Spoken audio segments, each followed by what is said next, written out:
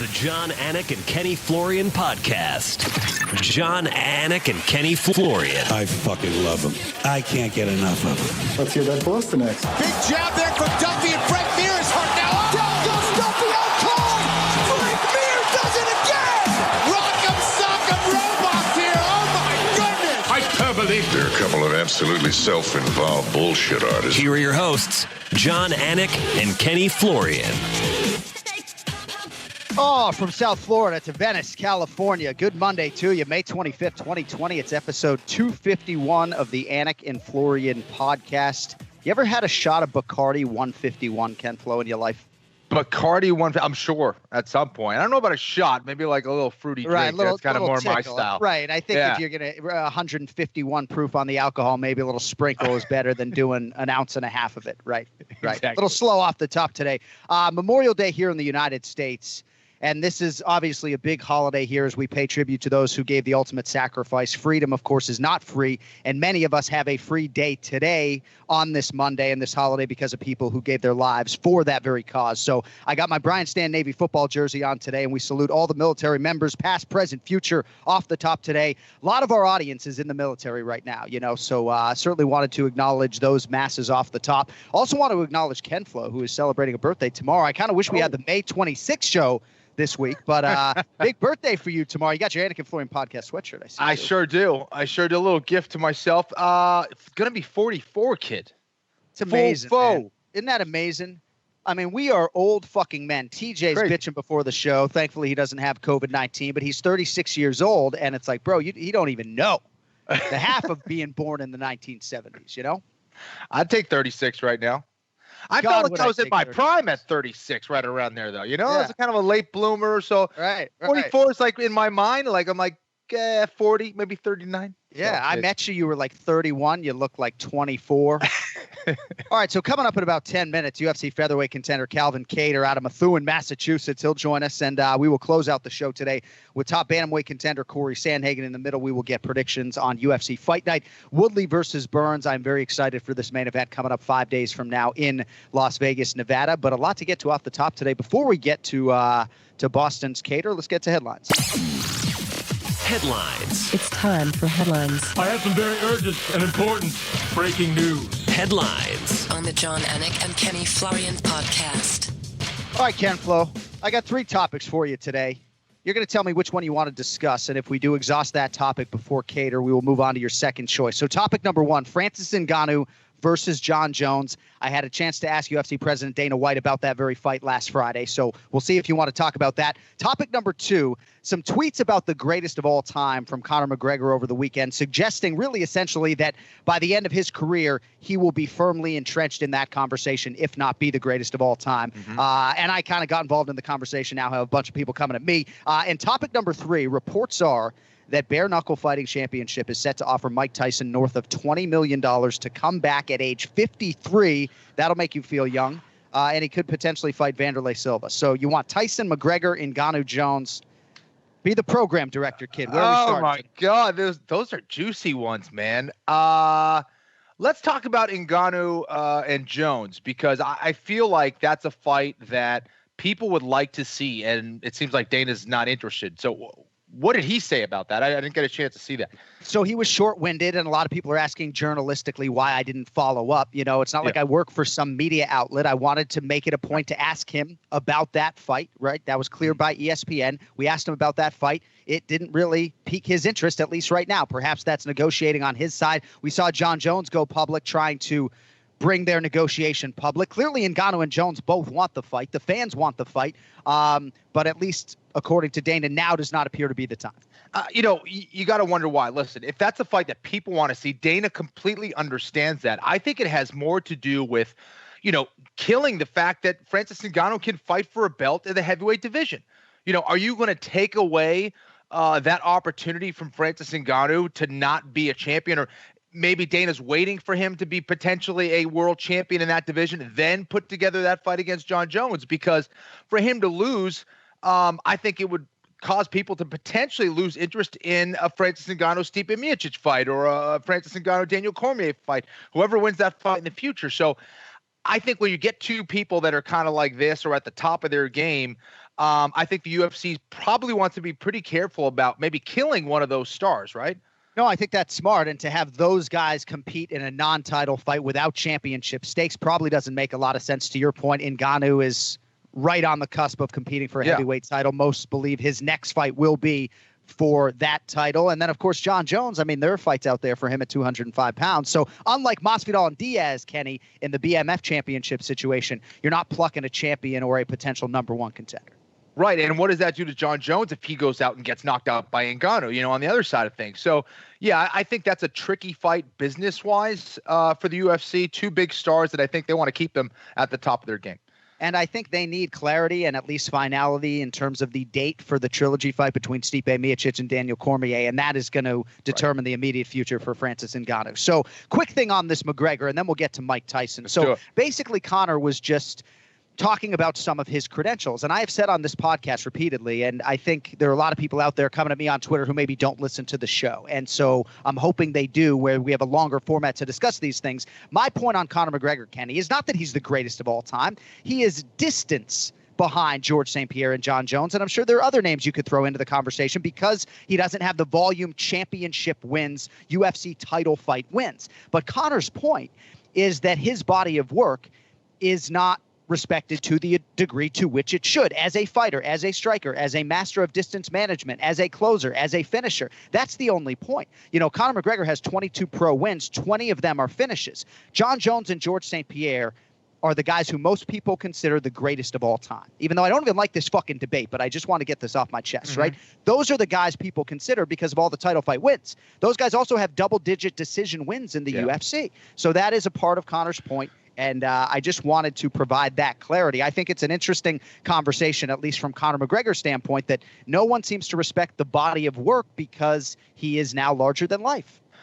Absolutely. I think there's something to be said when a contender goes in there in the number one spot and not only wins the belt, wins it easily and finishes that opponent and makes them look silly. And he has certainly done that both in his title fight at 145 pounds against Jose Aldo.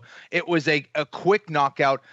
The other one against Eddie Alvarez, where he absolutely dominated, made a true veteran and legend like Eddie Alvarez look like it was maybe his UFC debut. And I think that's what makes it so impressive. When you see that kind of disparity in skill between a contender and a guy who has been a champion and been fighting for a long time, that absolutely counts for something. Now, does he have the consistency and the amount of wins? Has he defended those titles? No, he hasn't. Right. But for him to go out there and dominate other champions consistently, he's got to be in the conversation as a guy who, I mean, clearly he's changed the game. But as far as his skill and what he's done, that's a guy who has accomplished a lot. There's no doubt about it. And because Conor talks so much and he gets all this other attention outside of the octagon, people forget about how damn skillful he is. That's all I'm saying, really. And Demetrius Johnson's a good guy to talk to because he'll be the first to tell you and to sing Conor's praises as far as being one of the most elite strikers in UFC history. But that's just my 2 cents on that. Mike Tyson, looks great at 53 years of age. I mean, if you're going shirts and skins, if I'm Mike Tyson, I want to be skins. I want to be skins. I remember being a kid. I'm like, please be fucking shirts. Please be fucking shirts. Got it. Wax my back. I want to be shirts. But Kenny, this is incredible, right? And there's been a lot of talk with The Last Dance and Michael Jordan and this great documentary, how Michael Jordan did not have the benefit of social media. And had he had that, could you imagine the star power, right? Imagine Mike Tyson, right? But Mike Tyson has sort of bridged that divide and still just seems very relevant with the modern day athlete, certainly when it comes to this UFC roster, many of whom have, broken bread with him, so to speak. I'm talking about a Blunt, but the guy is super relevant still, training with Rafael Cordero. And if bare knuckle boxing or bare knuckle fighting championship has north of 20 million, Tyson might be back. What do you think? Man, well, first of all, there's so much to unpack there. The fact that there might be a potential fight against Wanderlei Silva, that's interesting. Yeah. Not only because that's an interesting fight, but also Rafael Cordero, of course, former teammate and coach of Wanderlei Silva. That makes things very interesting. He looks in phenomenal shape. And Mike Tyson, what I love about this guy is he was such a dynamic fighter, right? And an amazing champion, a guy who was, the shortest, or I think the shortest heavyweight champion of all time. And the way that he was able to get on the inside and just destroy people is, second to none out there.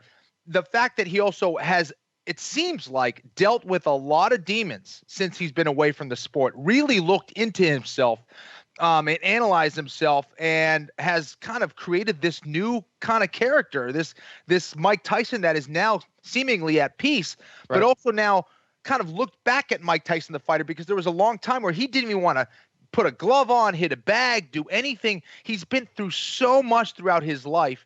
And I think this is a Mike Tyson that has really come full circle. And I saw him hit the pads against Rafael. I mean, he looked scary. Would you ever want to raise your hand and go, yeah, I'll spar that guy? I don't want to take – you see the difference between a pro boxer, a heavyweight pro champion who's hitting you, and another guy who's just a mixed martial arts fighter or whatever. It's just a completely different level. Mike Tyson, if he hits you with a 4-ounce glove or bare knuckle, I mean, that is a scary, scary thought, dude. I don't want any part of that. And I believe Tito Ortiz's name has been bandied about. I think I saw a tweet from Tito. But it is tough, right, Ken Flo? Because you got to, resist the urge, at least I would think from your seat, to scratch that itch, because there's always going to be somebody who will put Kenny Florian in a Legends boxing match. Forget jiu-jitsu for a second, okay? Forget the gentle art that is anything but gentle for a second. Right. There's always going to be opportunities, right? And I'm sure you feel pretty damn good coming up on 44 tomorrow. And I know about the 6-minute miles in the streets if you need to, right? Can you sit here and say, you will not be back in a competitive striking sense as long as you live? I don't think you can say that. I don't know, man. Honestly, I love it. I love it.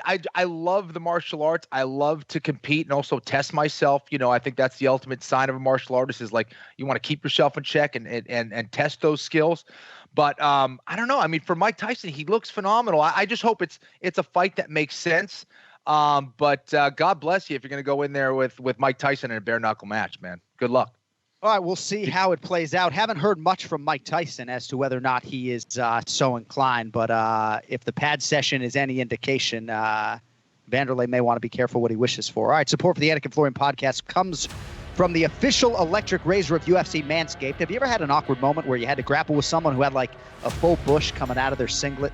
Well, thankfully, Manscaped has everything you need to keep your package nice and tidy. Manscaped truly is the best in men's below-the-belt grooming, and their top-notch ball trimmer that I use multiple times a month, called the Lawnmower 3.0, will keep you clean without nicks and cuts. Manscaped has also partnered up recently with top-tier MMA athletes like Max Holloway, Francis Ngannou, Brian T. City Ortega, and many others who understand that hygiene matters, and they also know what it takes to be the best.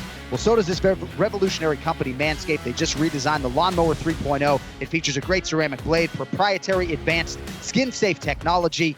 No accidents for me with this thing ever, at least 6 or 8 months in, and we want our great listeners and viewers to get in on the action, and we don't want you using the same trimmer on your face that you're using on your balls. To that end, to help you get there and get 20% off with free shipping, go to manscaped.com and use the code AF. That is manscaped.com, code AF. Thank you, Manscaped, for supporting mixed martial artists and the sport worldwide. All right. Now I believe we have Calvin Kattar on the guest line, TJ. He is representing the great state of Massachusetts and the New England Cartel always.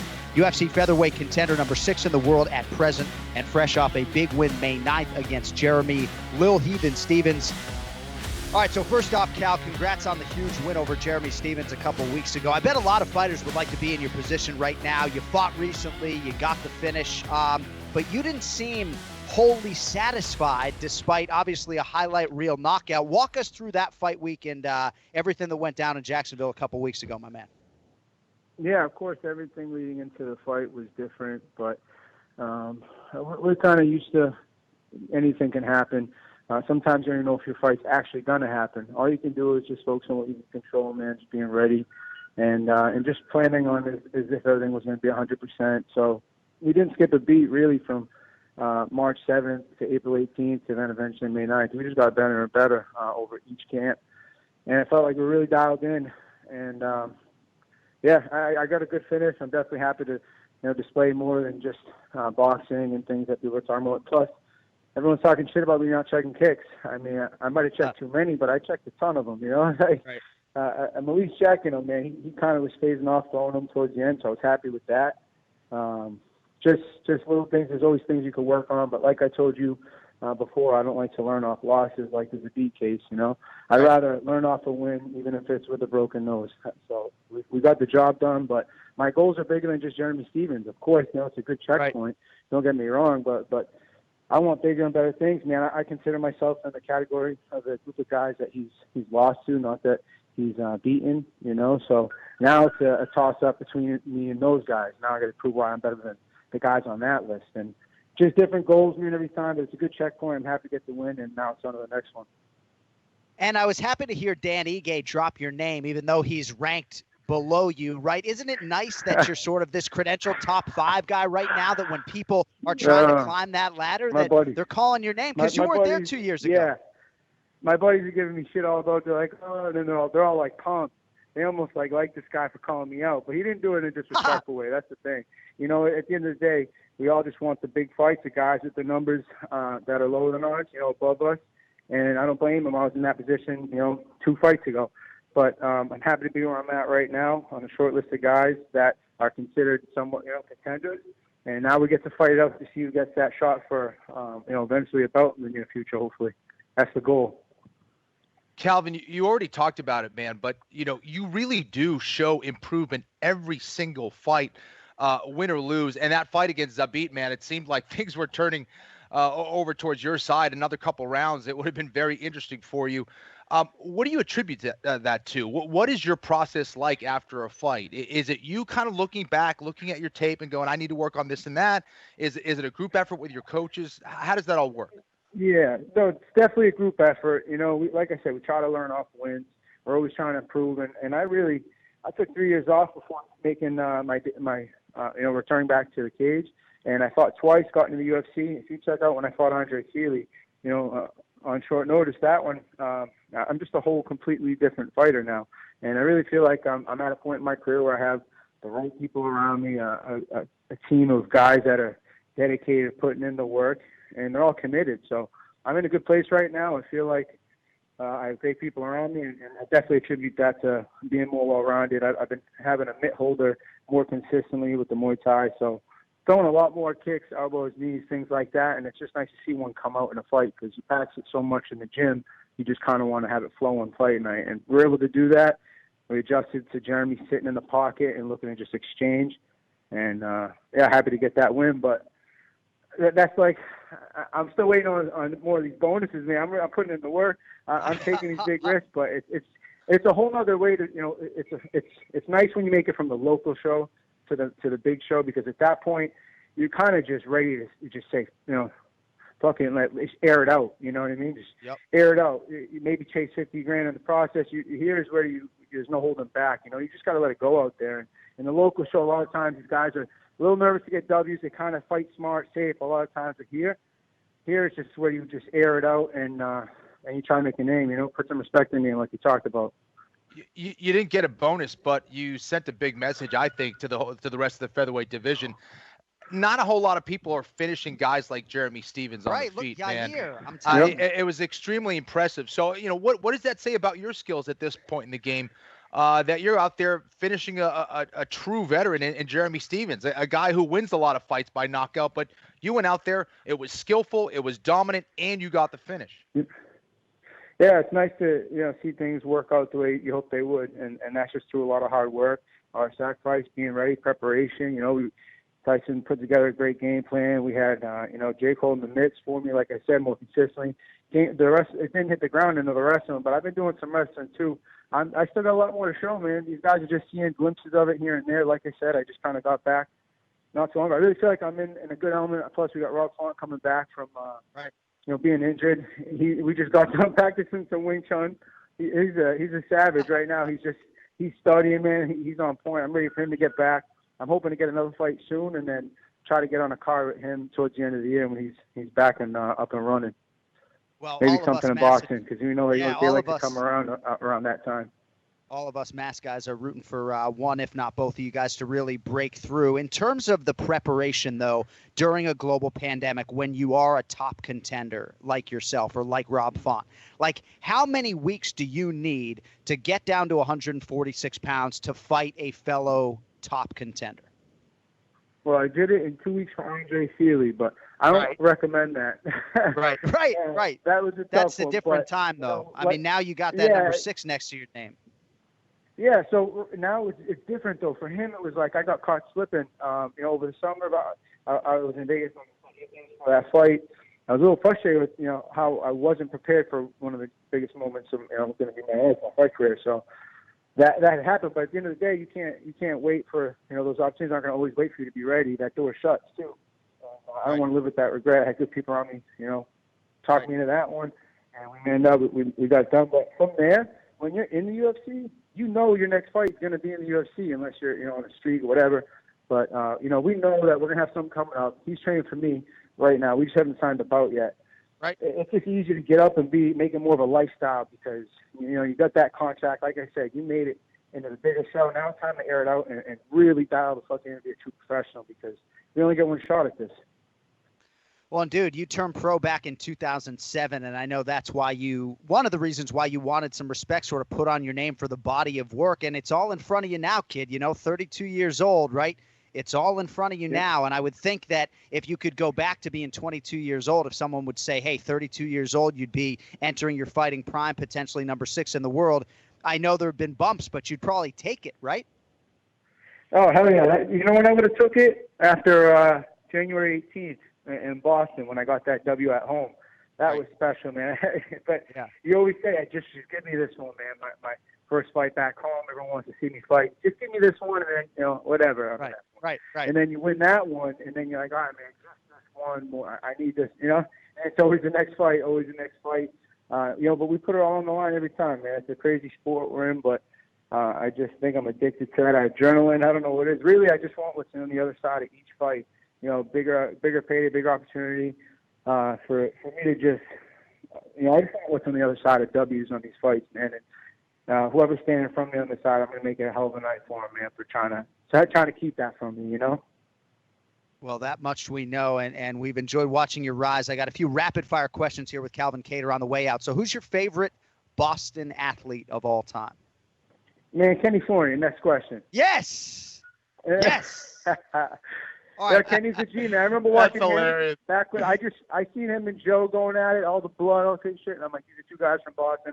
I watched that fight, man. That was really cool, and I was like, man, imagine, just getting Boston's attention like that. I remember just back in the day reading about it. First, my goals were like, I'll be fighter of the month on that website. I just want to be the fighter of the month. And we hit that, and then we get, just kind of like, I want to get number 1 in New England. Boom, checkpoint. Number 1 New England. Now I just want to get in the UFC checkpoint. And we're just making these checkpoints, man. But I remember early on those checkpoints, I was watching you and all the guys from New England putting on for everyone around here, and you guys paved the way. So now it's the second wave, man. I want to kick that door down and bring that title back to Boston, man. But definitely, Kenny Florian, man, OG. Oh, let's fucking go. Let's go. Dream answer right there. I'm happy to have John Anik, man, and the mic. You need some Boston boys over here. Joe Rogan, I love it, man. Hell yeah. When I show up, trying to represent. You had said Dana Joe White, the Lozon. Boston inside job at the UFC. I like it. Right. If you had said that Joe Lozon was your favorite Boston athlete, we might have had to cut the interview short. But I got a few more questions because you went with Ken Flo. Damn. No, next question. Yeah. So if the Patriots are eliminated next season and the Tampa Bay Buccaneers with Tom Brady are still playing, are you rooting for the Bucs or no? Yeah, I'm a Tom Brady fan, man. At the end of the day, I just respect the team. That's if we're out of it. If we're in it, then it's still a good day, man, because in Bill we trust back here. You know that. Right. And I hope the Bucs get fucking killed, but I still love you, Cal. All right. Other than the champion, Alexander Volkanovski, what is the dream matchup for you right now at featherweight if you could call your next shot? Other than Volko, who do you want to fight? I really don't care, man. It's the best part about it. I'm in the gym right now practicing my Wing Chun, like I said, with Rob Vaughn. The last thing I'm thinking about is anybody else that's stepping in there with me. I'm putting all my focus into just, becoming that athlete that I think I could be, and I work hard every day at becoming him. And I'm in the gym right now. Like I said, we're working, and so at the end of the day, man, he's across from me. I'm ready for anybody. All right, two more. Greatest UFC featherweight resume of all time. Is it Jose Aldo, Max Holloway, Conor McGregor, or somebody I'm not thinking of? To be determined. I like that. All right, and then lastly, the name of the pizza joint that you go to the most in Massachusetts. You got like a Methuen House of Pizza shout out or what?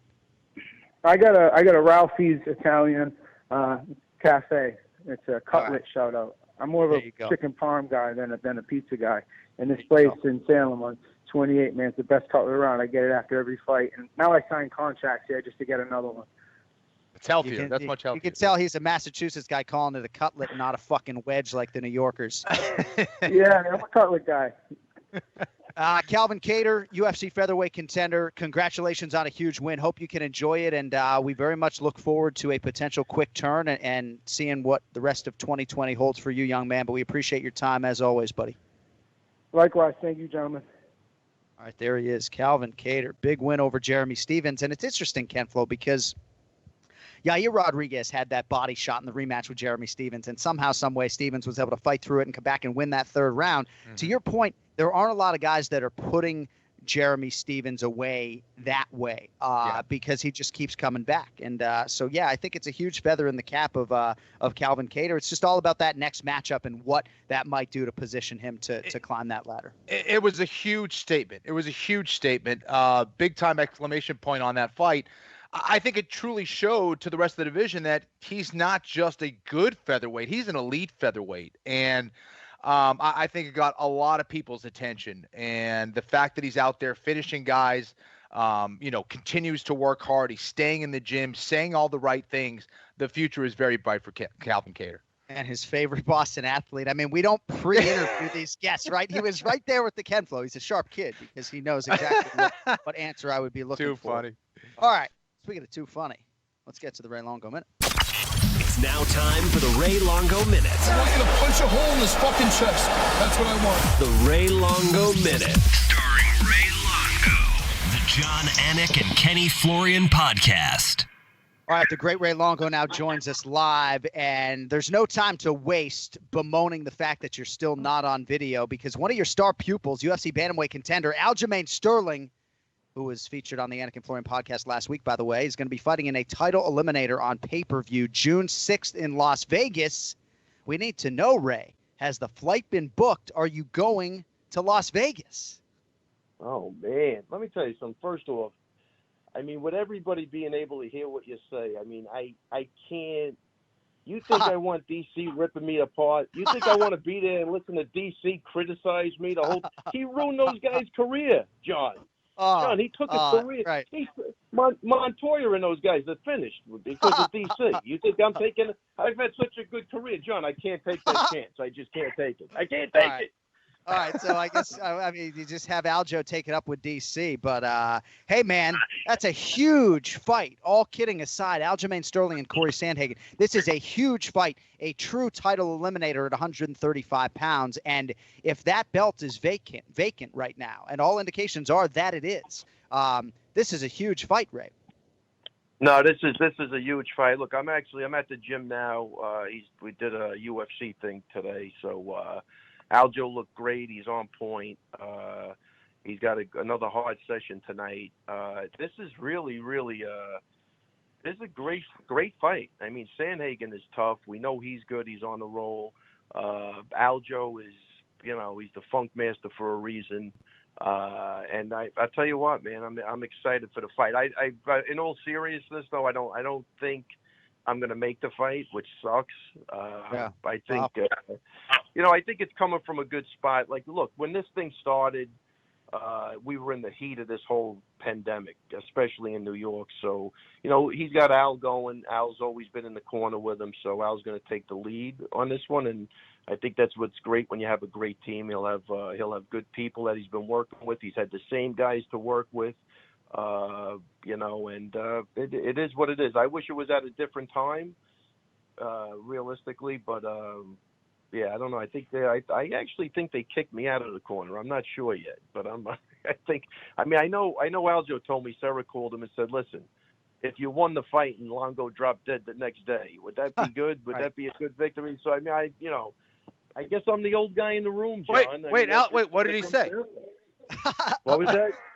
What was Aljo's answer? No, Aljamain said no. That would be a good trade-off. I get the win, and then we get to get rid of him. The win's the most important thing. The same night. So we know you celebrated a birthday recently. We know you work out every day. I mean, do you feel like, in all seriousness, that like your age is being used against you? Because I know a big part of you is dying to be out there for your guy in a huge spot.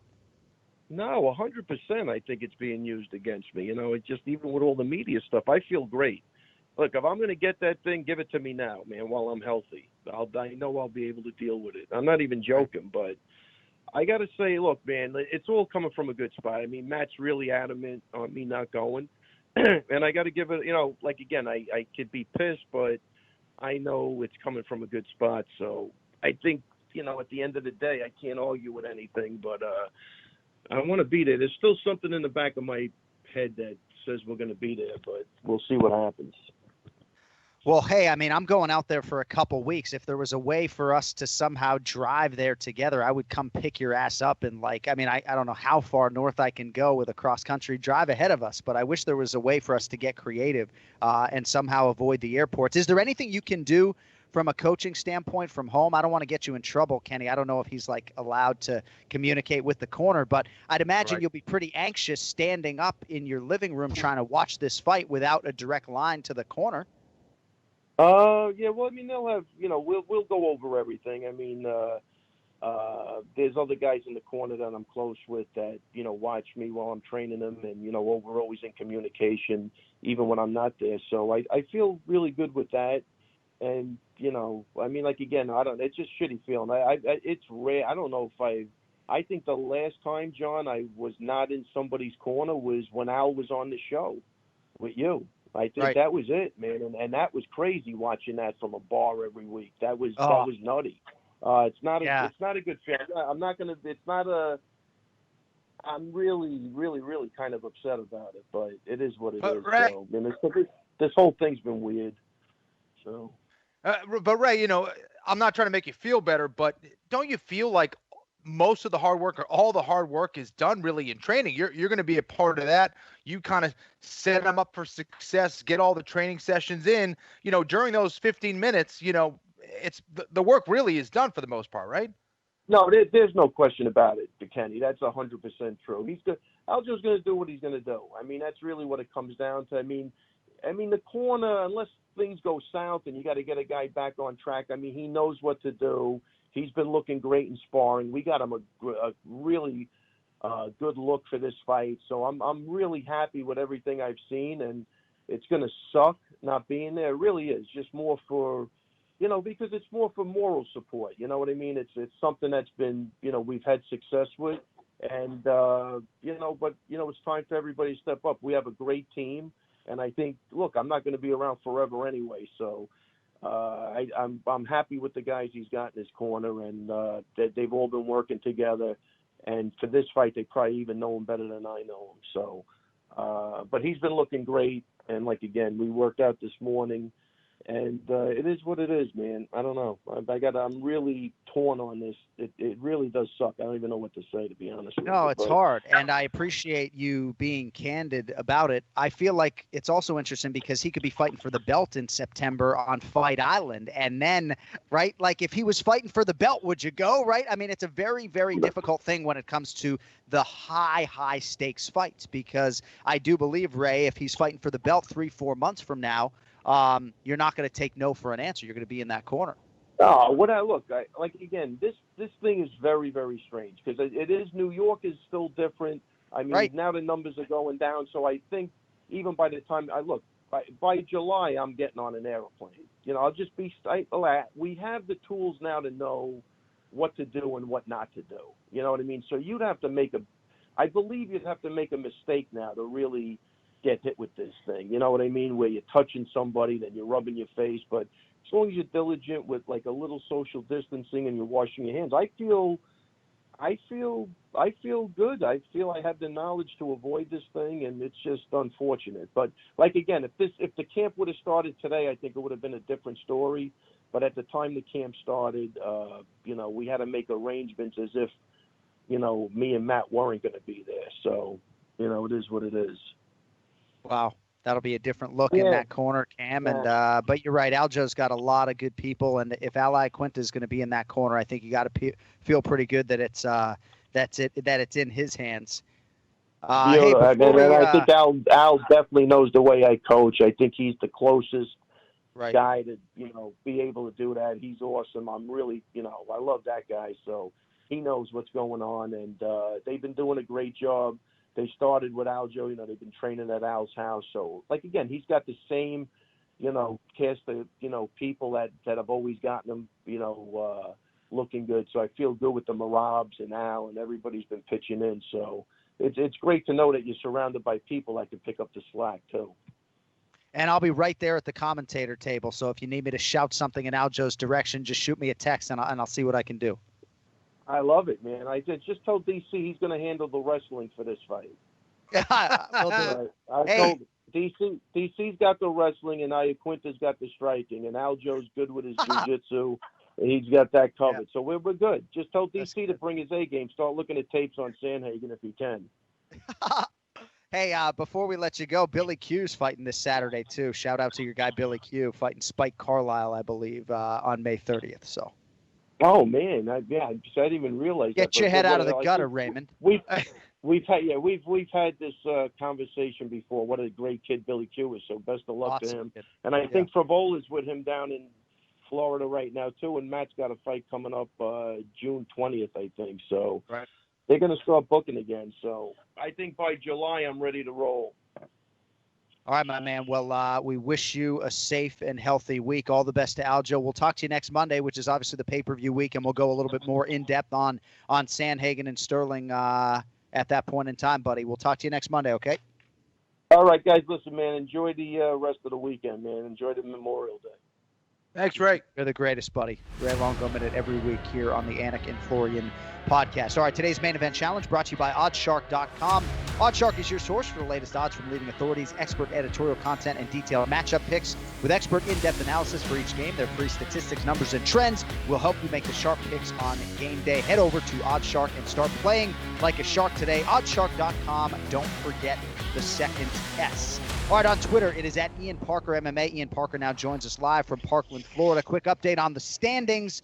So that Ige Barboza fight was huge for Ken Flo. That was a 3-point swing. So Team Anik still maintains a lead, albeit a slight one, 44-43, as we hit UFC Fight Night, Woodley versus Burns. It's nice to see you, Ian. Jonathan, likewise. Kenneth. Ian. All right, so we are going to rifle through some of these fights, and depending on how long we go, we'll try to get to, I think, 6 here. We did do a Twitter poll on the main event between Tyron Woodley and Gilbert Burns. About 3,000 votes. 68% of you like Tyron Woodley to win. So I'll get that out there. Now we will get to the selections, and we will begin with the featured prelim in the flyweight division. So the sisters Shevchenko trying to hand Katlyn Chookagian back-to-back losses here. Antonina, the -145 favorite. Katlyn Chookagian comes back at +125. So Shevchenko's 8-1. She submitted Lucia Pudilova back in August. That was her first UFC finish. Chookagian on the other side, stopped by Valentina Shevchenko. That was a title fight earlier in 2020. Ian Parker, interesting opener here. Shevchenko or Chookagian for you? If this was week 3 of the NFL, we usually would call this a trap bet, right? Right. It's how do you go from fighting for the title to being an underdog against someone who hasn't fought anyone in the top 7? But this is where styles and matchups, I think, come into play. Does Shevchenko, Valentina pass it on to her sister and say, hey, this is the blueprint, even though they're not the same fighter? This is a really, really tough fight. I would not bet on this at all, because to me, you haven't seen the younger Shevchenko really fight this level of competition. However, I do think her skill set presents a little bit of a threat to Chookagian. I don't think Katlyn moves around enough. So I'm going to go with Shevchenko here. I'm not overly confident in it. I just don't think there's enough underdog value to take Katlyn. So Valentina as a resource, Kenny, and as Antonina's primary training partner. I mean, these women just travel around the world training in all different disciplines all over the world. I don't know what the saying is in terms of like iron sharpening iron, but you can't do better than Valentina. I was surprised that Antonina was favored here against the recent world title challenger Chookagian, but Vegas knows a lot more than I do. What do you think about the featured prelim kit? Well, I also think it's interesting the fact that obviously one of the Shevchenko sisters have already put into camp against Chookagian. So they already have a lot of information, a lot of intel. What better training partner than having someone who fought your next opponent. So I think Shevchenko has an advantage for that reason. I do think Chookagian, if she's able to take Antonina down to the mat, things could get interesting. I don't think that's the strongest part of Shevchenko's game. I think that's where Chookagian has the advantage, at least positionally, where she can land some ground and pound, grind her out, get her tired or whatever. But I like Shevchenko here as well. I think this fight, for the most part, is going to be on the feet, and I think she outpoints her. All right, couple plays there for Antonina Shevchenko. That brings us to the main card opener in the strawweight division. Mackenzie Dern -420 versus Hannah Cifers, who is +335. So Dern making her second start here since the birth of her first child last June. And as usual, Ken, for a lot of respect here for Mackenzie Dern from the odds makers. How do you see her here against Hannah Cifers? Yeah, I think that she's definitely a favorite. I was kind of surprised to see this big of a disparity in the. That's a big number. Yes, Mackenzie should win this fight. I think that, her striking, she's kind of struggled there in that department. She really is just kind of trading and showing a lot of toughness, no doubt. But the way that, she's a grappler, she's a world-class grappler. She's one of the best women on the ground in UFC history. Why isn't she catering her striking to set up her takedowns more, as opposed to just kind of going into striking mode and then grappling mode? And it seems like she's still kind of getting used to that transition as a mixed martial arts grappler. So we'll see what kind of changes she's made. Mackenzie is just a sweetheart of a person. On a personal level, every time I've met her, she's been amazing. And if she can apply those same talents that she applied in the jiu-jitsu world, I think she can go very far. Let's see how she's improved. I do like her in this matchup. If she gets to the mat, Cifers is in trouble. Let's see if she could do that.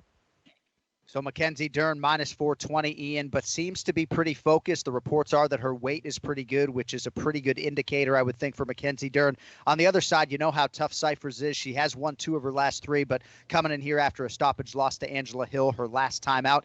Any value on Cifers +335, kid, or are you going with Mackenzie Dern?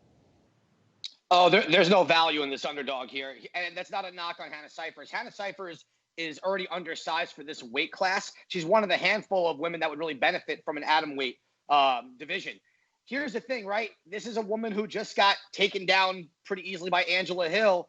And even though Angela Hill, we talked about her evolution, her overall game, she's nowhere near Mackenzie Dern in the grappling area. And to answer Kenny's point, why Mackenzie Dern's been having to strike, because fighting someone like Amanda Ribas, you can't just bull rush your way in and jiu-jitsu your way to a victory against someone who we are now seeing is going to be a top contender soon. However, I do think Vegas got this right based on matchup. I think Mackenzie Dern at -400 actually makes a ton of sense between size and style. So I like Mackenzie Dern here as well. All right, nicely done. We move on to the lightweight division. Couple of Dana White Contender Series graduates here. You got Roosevelt Roberts -300, Brock Weaver +250. So Roberts 9-1.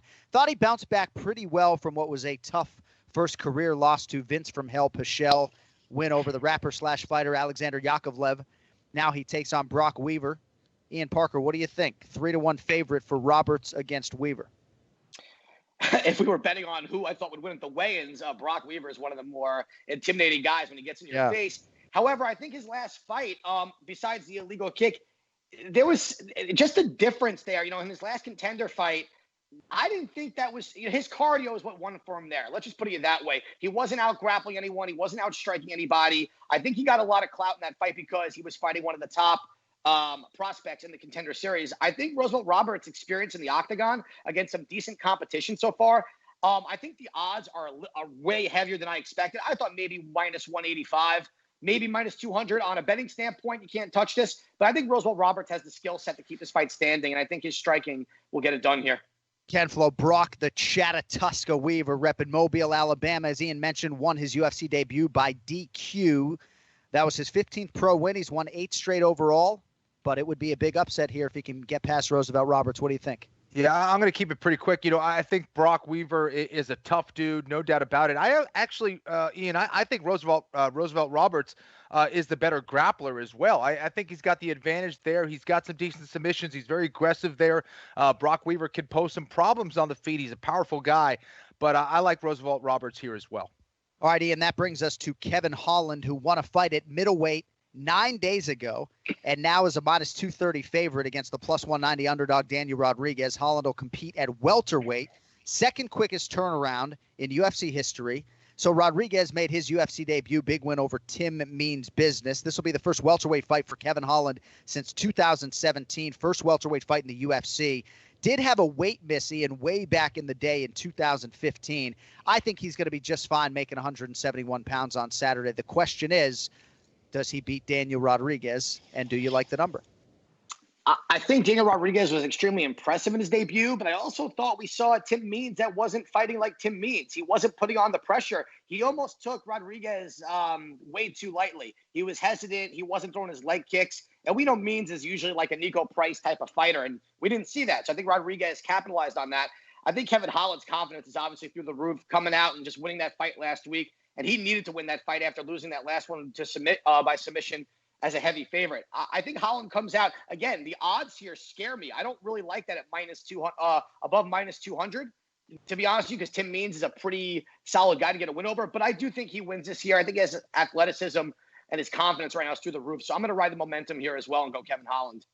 All right, Kevin Holland for Ian. Ken Flo Rodriguez has won 7 in a row, came off Dana White's Contender Series. He's part of that Joe Schilling camp out west. Your thoughts on Rodriguez here against Kevin Holland moving down to 70? Rodriguez is tough. He's dangerous. But I like the way Kevin Holland fights. I think it's not going to be so easy to make 170, 171. He's 6'3". Yeah. Yes, he is, should be in pretty good shape coming off his last fight. But that's where I'm a little hesitant. I do think Kevin Holland is the more well-rounded fighter.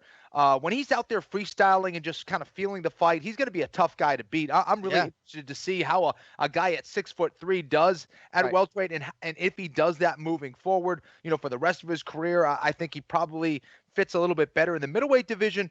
But I like Kevin Holland, man. I think a potential contender could emerge from this fight. Yeah, I think it's going to be a great fight, and Kevin Holland certainly has been worth the price of admission thus far. We'll see how it goes for him against Daniel Rodriguez. And that brings us to the co-main event, close one on paper here between a couple of ranked heavyweights. We'll have Ken Flo lead the dance here on the co-main event. You got Augusto Sakai, minus 115 out of Curitiba, Brazil, taking on Błagoy Ivanov, who is the slight dog at minus 105. So Sakai, Flo, 3-0 in the UFC thus far. He knocked out Marcin Tybura back in September. 5 consecutive wins, 11 career knockouts. But facing the uber-tough Błagoy Ivanov, who nobody can seem to put away. What do you think about the co-main, kid? Yeah, this is a tough one as well. If someone gets the finish, it's probably Sakai. But, again, Ivanov is a very difficult guy to take out of there. Got an insane chin. I'm going to go with Sakai. I think that he's a little bit cleaner on the feet, moves a little bit better. I think Ivanov is extremely durable, can really get you tired and frustrated out there. Sakai maybe not having as much experience as Ivanov, I think that's something to consider. However, I do like Sakai here. I think he gets it done by decision. All right, Sakai by decision. Ken Flo, you got to be careful walking to the window and placing a bet against Błagoy Ivanov. He's been Francis Ngannou's primary training partner of late, which certainly is something that it stands to reason could help him in this fight. So 4 UFC fights. It could hurt him in this fight, too. Yeah, Francis that's training true. partner. That's actually, yeah, right. That could go both ways, Ken Flo. Don't fucking hurt the bush behind you, Kenny, by the way. Jesus Christ. So Junior Dos Santos over 25 minutes. Big Ben Rothwell, Tai Tuivasa, Derek Lewis. Nobody's been able to put Ivanov away. He has been in trouble at times, but just legendary chin. Fought through that stabbing, obviously, back in the day. Big win at the Combat Sambo Worlds over Fedor in 2008. The guy is tested, now trying to make a UFC run. What do you think about the co-main, Ian Parker? I thought Błagoy beat Derek Lewis. I think he is going to beat Sakai here, too. I'm surprised Kenny even said decision here because we haven't seen Sakai. Has he even gone 3 rounds? We've seen Błagoy. I've done it quite a few times. And just once? All right. Once, twice. Which one is it? 7 times. He's done it 7 times. He's knocked out 11. He's gone 3 rounds 16 times. I like Błagoy here. I think his wrestling, I think his clinch game, I think his cardio gets it done. That chin is something else, man. It holds up. And if Sakai doesn't knock him out in round 1, I think Błagoy takes him to deep water. So I like Błagoy here. And he's minus 105 for our purposes. Błagoy Ivanov, a slight underdog. All right, main event in the welterweight division. Let's fucking go. I love this fight. The number 1 ranked contender, the former champ, Tyron Woodley, minus 185 against the streaking former lightweight, now 6th-ranked welterweight Gilbert Burns, who is plus 160. We will need the round and the method of victory here, boys. Little backdrop for you, Ian. So Woodley, pretty good history off of long layoffs, returning here for the first time since March of 2019. So when he beat Robbie Lawler, was waiting for the title shot. He had been out for 18 months. Then beats Darren Till. It was a 14-month layoff. Says he's in a violent headspace here and feels like that could be bad news for Gilbert Burns.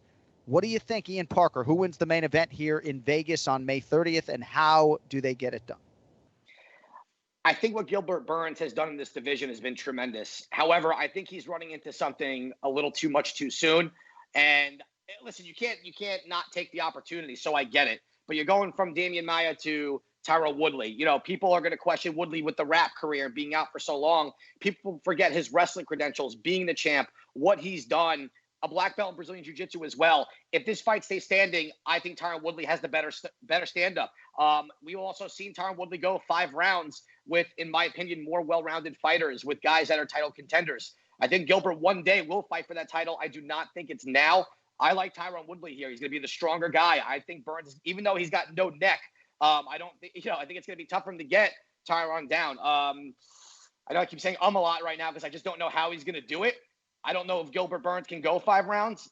When a guy hasn't done it before, it's hard to really, see what their cardio is. So I'm going to say that Woodley finishes him in the 3rd round by TKO. All right, Tyron Woodley by TKO, round 3, the official pick. Kenny, don't you smile at me like Ian that. Parker. All right, Ken Flo. So Gilbert Burns, 11 UFC wins, 5 in a row. This is his first UFC main event. Certainly deserves the opportunity. His teammate Kamaru Usman runs this division. Should be some good insight there. What do you think about Gilbert Burns' chances this weekend? I know when I heard you on another podcast, you had a lean towards Tyron Woodley, but not an official prediction. Yeah. We need an official pick today, kid. Well, I find it interesting because Gilbert Burns has kind of been kind of like a Cowboy Cerrone, where he's calling out everybody. He's taking fights on short notice, and he's winning. So, that does a lot for your confidence, gives you a lot of momentum as a fighter. I do think that he's a guy that is obviously tremendous on the ground. I see him having the advantage, especially if he's able to get on top of someone like Tyron, either with a reversal or a takedown potentially. Tyron, with that wrestling background, isn't going to give up a whole lot of takedowns against someone like a Gilbert Burns. I think going 5 rounds in the past against guys like Wonder Boy, Damian Maia, I think that is such an experience advantage. And despite Gilbert Burns having a lot of momentum and confidence right now, you just can't make up for that level of experience. Now, where is Tyron's headspace at truly? Yes, he wants to go out there and hurt people and kind of make a statement. But how consistent has he been with his training throughout? He's kind of been one of those guys, for better or worse, who has taken time off after a fight. He's not the guy who's in the gym all the time. He has a fight, then he gets back in the gym. I hope Tyron is able to be in shape and be in the right headspace. I think that's kind of been a problem with him. He's had to deal with a lot of things outside the octagon. I do think if Tyron is in shape, is motivated, and has been training, he could beat anyone in the world. I'm going to lean towards Tyron Woodley in this fight. I'm going to go with a 4th round TKO for Mr. Woodley. Seems like a lot of people online, too, seem pretty convicted that eventually Woodley would be priced even higher than he is right now, minus 185 or so for our purposes. So, all right. So only one dissenting selection on the co-main event. So Błagoy Ivanov and Augusto Sakai. We'll see who will have the upper hand next week. Ian Parker, MMA on social media. Hey, thanks, buddy. Any final words? Longo's not on hold. Cory Sandhagen is on deck. Anything else before we let you go, kid? John, if there's one thing, we got to have a set of ground rules. Blah, blah, blah. Right. No, I'm good.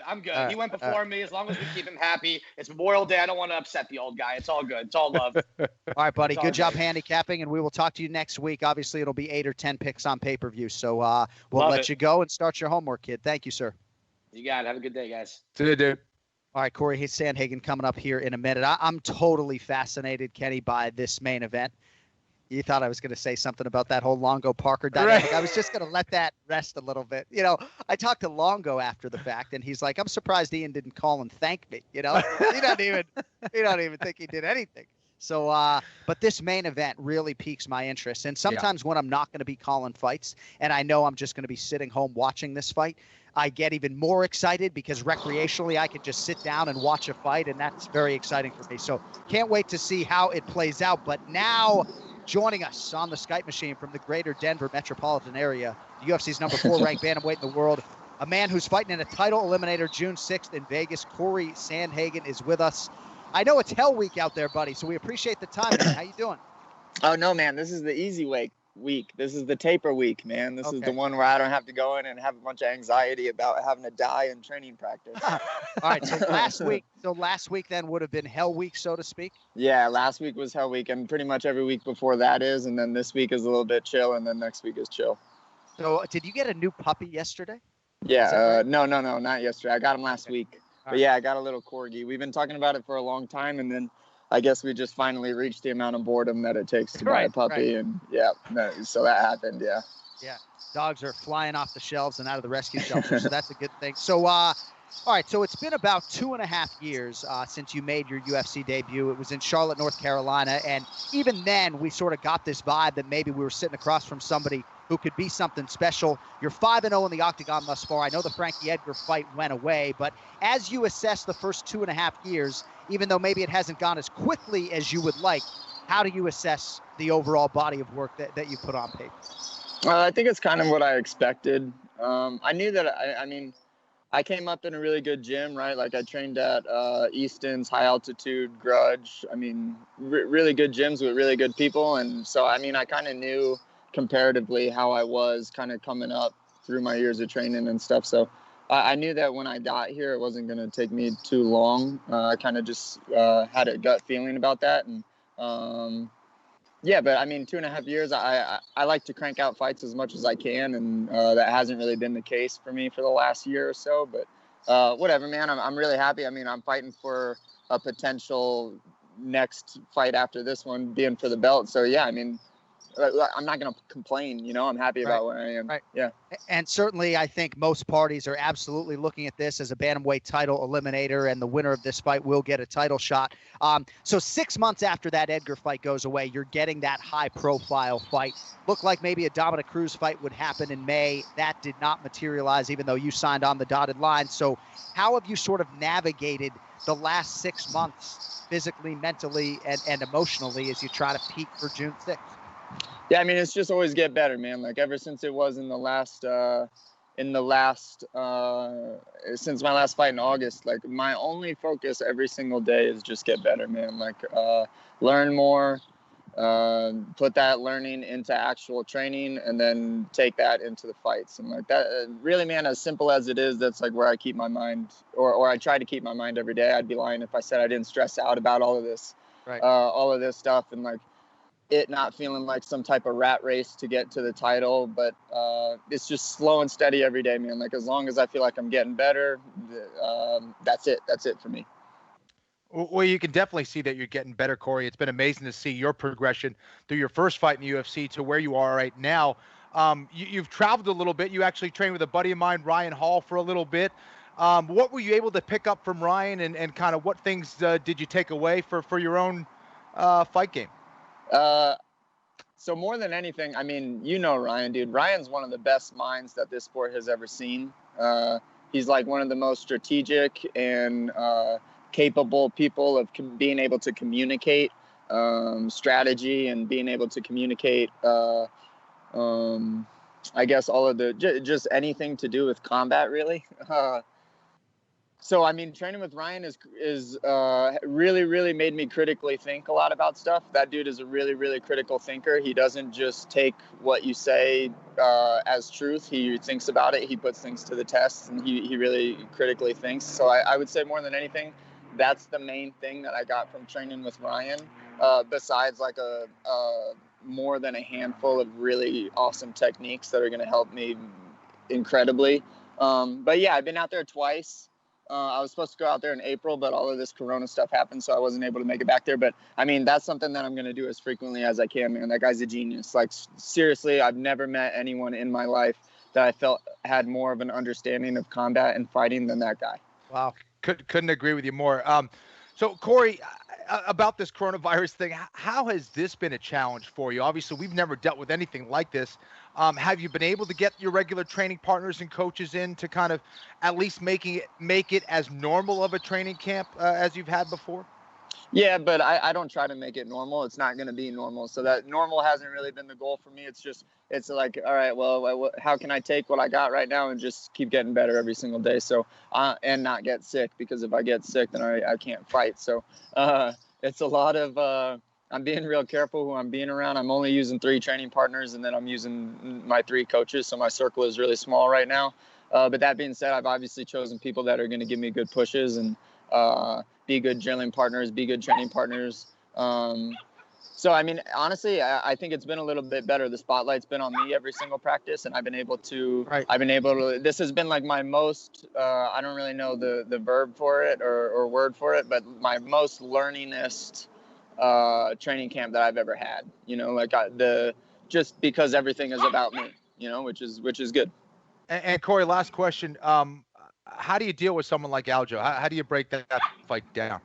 Yeah, I think anytime you have 2 guys that bring in a lot of the same advantages, it's an interesting match. So I think Aljo's usually a little bit taller than people. He likes to kind of strike from the outside. He likes to move his feet.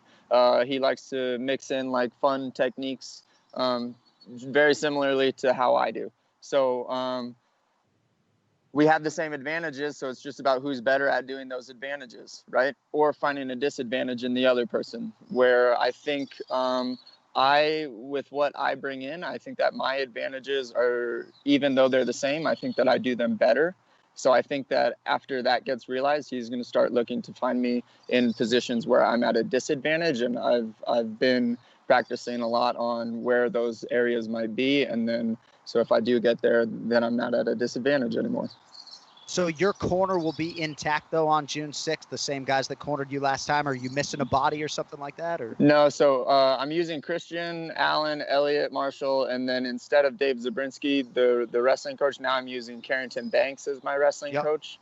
Carrington, he's a very, very good fighter and a very, very good teacher at wrestling, and he's been one of my training partners throughout this whole time. So it's been really helpful to use him as a training partner, but also have him as a coach too, because that guy his wrestling knowledge is out of this world. So you're only 28 years old, just turned, but I know there's a wisdom and a depth to you of a guy that might be impatient at times in terms of trying to chase this belt. And you've had to sort of bite your tongue while Jose Aldo or Frankie Edgar has injected their name into this division, or Dominic Cruz comes back for the first time in 3 or 4 years, and you haven't spoken out of line or said anything that maybe would put you in a bad spot. But I'd imagine at least now, right? The belt just got contested. Henry Cejudo stepped aside. You're fighting the number 2 guy. This is the clarity that you've been looking for a year, if not more, correct? Yeah, I mean, everything lined up, man. Like, if I would have tried to rush it before, so say I try to rush this thing back when the Frankie fight pulls out, and I take just a different fight just for the sake of staying in the conversation and taking a fight, I break my hand and I can't fight this time, Right. Right. It's everything in my life, as long as I know that I'm doing things as honestly and as proficiently as I can in the morning. And for me as a martial artist, that's just getting better, learning more, taking care of my body. I put all of my eggs in that basket, where it's like, if I do all of these things correctly, I don't have to go overboard trying to get all of these goals and accomplishments that I intend to create for myself in my career. It's as long as I'm doing these things, everything will work out. And that's been the case. So I'm not going to change anything. There also is, I understand, a time where you have to be loud and you have to put yourself and assert yourself into the conversation, which is what I felt like I had to do maybe a couple months ago when all of this talk was happening, because closed mouths don't get fed. And I also understand that too. But I put a lot of eggs in the basket of just take care of the day, and then the rest will come. Got a couple more minutes here with Cory Sandhagen. Quick thought on team elevation, right? Cory Sandhagen, Curtis Blades, Drew Dober, Justin Gaethje, Alistair Overeem, 5-0 in the UFC thus far in 2020. Certainly the front runner for Team of the Year. I know there are different bodies and different banners and gyms, but under this team elevation banner, you guys are doing something special, man. There's no doubt. Yeah, we're crushing it. I think everything's just kind of coming into formation a little bit. We've been good for a really long time. if there is two things that I think I would attribute it to, I would attribute one of it is just time. Like a lot of us were kind of figuring stuff out, right? Like I had only been in the UFC for about 3 years now. Curtis hasn't been in the UFC for a crazy amount of time.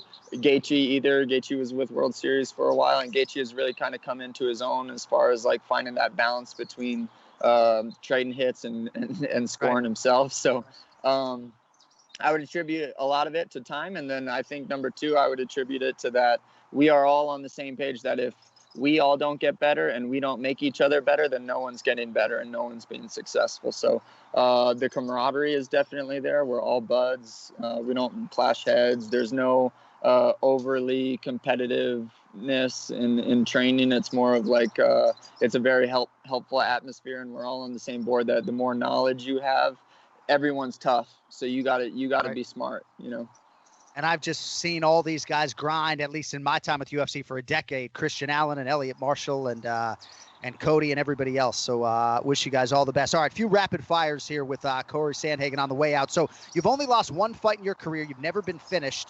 Who's the toughest guy, though, that you've ever faced? John Lineker was the toughest fight. Yeah, that was the worst headache I've ever had in my entire life afterwards. Man. He wasn't hitting me clean on the front of my face, but he was hitting me clean on the outside of my ears. And like that hurt. And I was in Florida. I planned on spending a couple of days after in Florida, and I did, but I couldn't do anything, man. I was excited to go to the beach and hang out, but like even being in the sun kind of sucked. So John's been the toughest fight for sure. Certainly a worthy answer to that question. We'll see if Aljamain Sterling can change that answer. All right, buy or sell that Henry Cejudo returns to MMA competition in 2021 or sooner? I think it's going to depend how successful that dude gets outside of this. Yeah. I think if he can find some gig where he's doing well, I think Henry likes attention. I think if he can find some type of being in the spotlight type of thing that's making him good money, I think that he'll stick with that. And if that's not working out for him, then he'll definitely be back. Do you still train in the Ghee regularly? No, never. It's a different sport, or it feels like a much different sport than MMA jiu-jitsu. So to be honest with you, I don't even really do a lot of jiu-jitsu without gloves and punches. Yeah.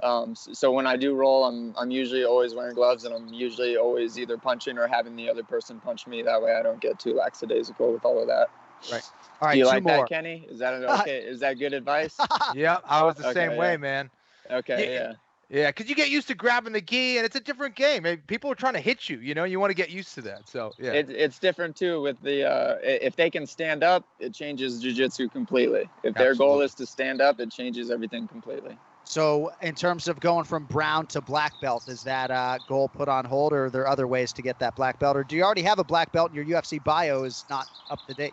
I'm going for gold belts, man. I don't care about those black belts, dude. I'm trying to get some gold belts. The black belt isn't going anywhere. The gold ones are going somewhere. Those are the ones I'm shooting for. That's a fucking brilliant answer. All right, fact or fiction? Keith Peterson, the no-nonsense Keith Peterson, was in the right to stop the Cejudo Cruz fight when he did. Yeah, good question. Not the worst, not the best that I've seen. Yeah. If it was me, let it keep going. Right. But I see the argument. I have no idea. I have no idea. Yeah. All right. Last thing. If you could have any food or beverage in the world waiting in your Vegas hotel room after you knock Aljamain Sterling out cold on June 6th, what would it be? I'm going to tell him you said that, John. I think he's a listener. So.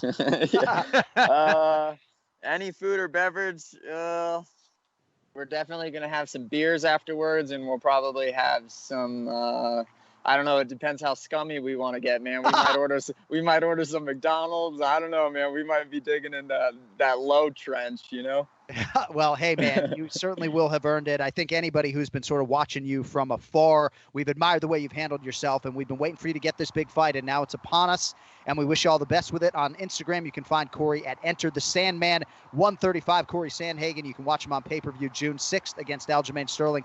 Appreciate a few minutes, my man. Look forward to giving you a little elbow bump when I see you in Vegas. Thanks so much, Cory. Yeah, cool. I'll see you in a couple weeks. And Kenny, it was nice meeting you. I've been a big fan for a long time, man. Thanks so much, dude. Good luck.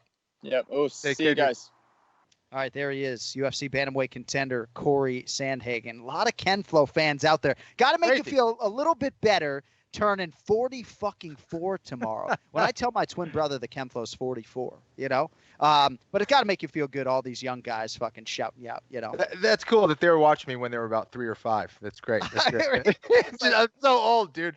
There's certain people, but it's great. Like, people like, yeah, I don't think I was watching when you were fighting, or yeah, I think I remember I was in, elementary school. You're like, okay, right. Well, like, I mean, I was bar mitzvahed before Cory Sandhagen was born. He was born in 1992. I mean, crazy. They look at us as just like fucking fossils, grumpy old men, fucking fossil. Speaking of which, we got to get out of here. Thanks to our guests this week, Cory Sandhagen, Calvin Kattar, the usual suspects, Longo, Ian Parker, our producers, TJ DeSantis and Cody Merrow. Next week, back in the usual slot, we'll recap UFC Fight Night Woodley versus Burns, and then we got a pay-per-view week show for you, full preview with predictions for UFC 250, Nunes versus Spencer. If you want one of those sweatshirts that Ken Flo's wearing, all you got to do is go to AnikFlorianPodcast.com, and you can use the special code ANIK15 for 15% off all this week. With that, for Ken Flo, I'm John Anik. Thank you all for watching, listening, subscribing. Have a great week. Enjoy the fights on Saturday. Don't text and drive. We'll talk to you next Monday. Yo later.